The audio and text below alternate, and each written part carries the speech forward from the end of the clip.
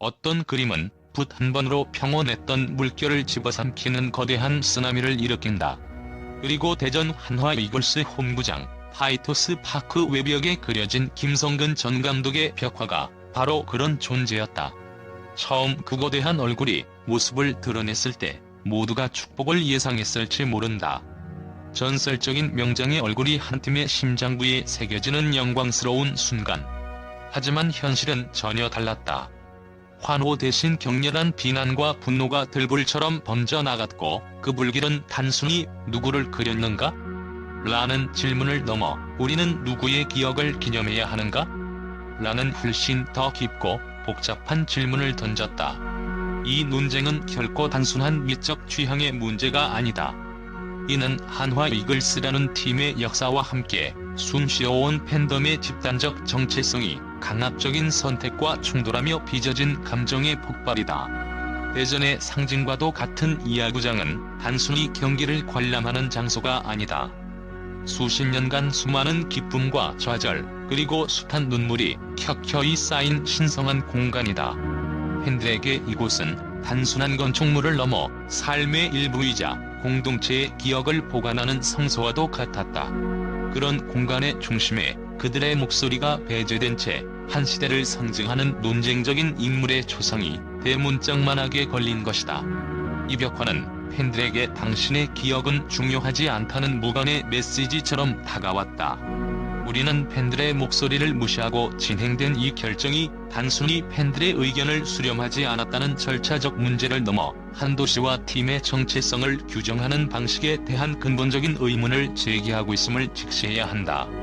실제로 대전 지역의 한 시민단체는 야구장은 단순한 스포츠 시설이 아닌 도시 문화의 중요한 촉을 담당하는 공공재다. 그 상징을 결정하는 과정에 시민과 팬들의 참여가 배제된 것은 민주주의의 기본 원칙을 훼손한 것과 다름없다고 강도 높은 비판을 쏟아냈다. 이처럼 벽화는 팬심의 발현을 넘어 공공공간의 주체와 소유권에 대한 날카로운 질문을 던지는 상징이 되었다. 가장 충격적인 사실은 이 벽화를 둘러싼 갈등이 외부의 비판이 아닌 한화 팬덤 내부에서 불거진 자기분열이라는 점이다. 같은 팀을 응원하고 같은 시간을 공유해온 사람들이 왜 극단적으로 다른 반응을 보이는가? 그 해답은 각자가 김성근이라는 인물을 소비하고 기억하는 방식의 차이에 있다. 팬덤의 올드 가드라 불리는 40에서 50대 팬들에게 김성근 감독은 무너져 내리던 팀을 벼랑 끝에서 혼자 지탱했던 구세주이자 특유의 카리스마로 매경기 투혼을 불태우게 했던 지도자로 기억된다. 그들에게 그는 이기는 야구를 갈망했던 암흑기 시절의 유일한 희망이었다. 당시 한화 경기를 빼놓지 않고 봤다는 한 40대 팬은 그 시절 우리가 가진 것이라고는 투지뿐이었다. 김성근 감독은 그 투지에 불을 지폈고 우리는 지는 경기에서도 최선을 다하는 선수들에게서 희망을 보았다. 그에게 고마움을 느끼는 건 당연하다고 회상했다. 반면 20에서 30대의 뉴 제너레이션 팬들에게 김성근은 혹사와 소통 부재의 상징으로 남아있다. 이들은 단기적인 성과보다 장기적인 팀의 성장과 선수들의 미래를 더 중요시한다. 젊은 투수들이 무리하게 마운드에 올랐던 기억, 낡은 훈련 방식의 리빌딩을 가로막았던 역사를 생생하게 기억하는 이들에게 김성근의 초상은 잊고 싶은 악몽과도 같다. 실제로 20대 팬 커뮤니티에서는 그분의 야구는 결과적으로 팀의 미래를 망쳤다. 그 역사를 미화하는 벽화는 팀의 진짜 미래를 가로막는 것이라는 날선 비판이 줄을 이뤘다. 이처럼 세대와 경험에 따라 극명하게 갈리는 기억의 유산은 SNS와 온라인 커뮤니티의 에코 챔버 효과를 타고 증폭되며 온건한 중도층의 목소리를 묻어버리고 팬덤 전체가 둘로 쪼개진 것처럼 보이게 만들었다. 이 모든 논란의 핵심에는 절차의 부재라는 가장 본질적인 문제가 숨어있다. 겉으로는 김성근이라는 인물에 대한 찬반 논쟁이 벌어지고 있지만 만약 이 벽화가 제작되기 전 팬들의 의견을 수렴하고 투표나 공청회 같은 투명한 과정을 거쳤다면 지금과 같은 격렬한 반발은 일어나지 않았을 것이다. 공공미술은 단순한 장식품이 아니라 공간의 의미를 규정하고 사람들의 기억을 조각하는 가장 강력한 언어다. 그리고 그 언어를 누가 어떤 방식으로 사용할 수 있는지는 매우 민감하고 정치적인 문제일 수밖에 없다. 대전시설관리공단 관계자는 해당 벽화 제작에 대해 어떠한 사전 협의나 의견 수렴도 없었다고 공식적으로 밝혔다. 이 한마디는 이 사태의 모든 원인이 그림이 아니라 그림이 결정된 방식에 있음을 명확히 보여준다.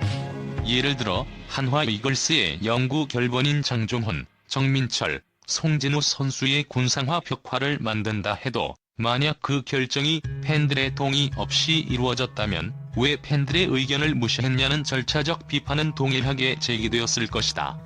결국 이 벽화는 팬들에게 우리에게 중요한 것을 우리와 상의 없이 결정했다는 근본적인 배신감을 안겨주었고, 그 배신감은 그림의 인물을 넘어 시스템과 권한에 대한 분노로 확장되었다.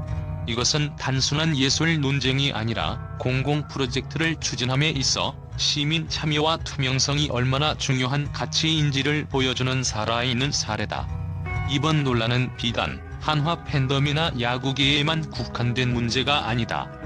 이는 현대 사회에서 공공의 기억이 어떻게 형성되고 충돌하는지 보여주는 하나의 거대한 사회적 실험장이다. 팬들은 단순히 자신이 좋아하는 선수의 얼굴을 요구하는 것이 아니다. 그들은 자신들의 오랜 역사를 대변하고 자신들이 쌓아온 추억의 유산을 존중받고 싶어 한다. 그러나 디지털 시대의 소통 구조는 종종 극단적인 목소리를 전체 여론처럼 보이게 만든다. 최근 진행된 한 온라인 설문조사에 따르면 한화 팬 1000명 중 70%가 벽화가 논란이 될 만한 사안이라는 데 동의했지만 즉시 철거해야 한다는 강경한 의견은 30%에 불과했다. 설명문을 추가하거나 보완해야 한다는 온건한 의견이 45%를 차지했고 현재 상태를 유지해야 한다는 의견도 15%에 달했다.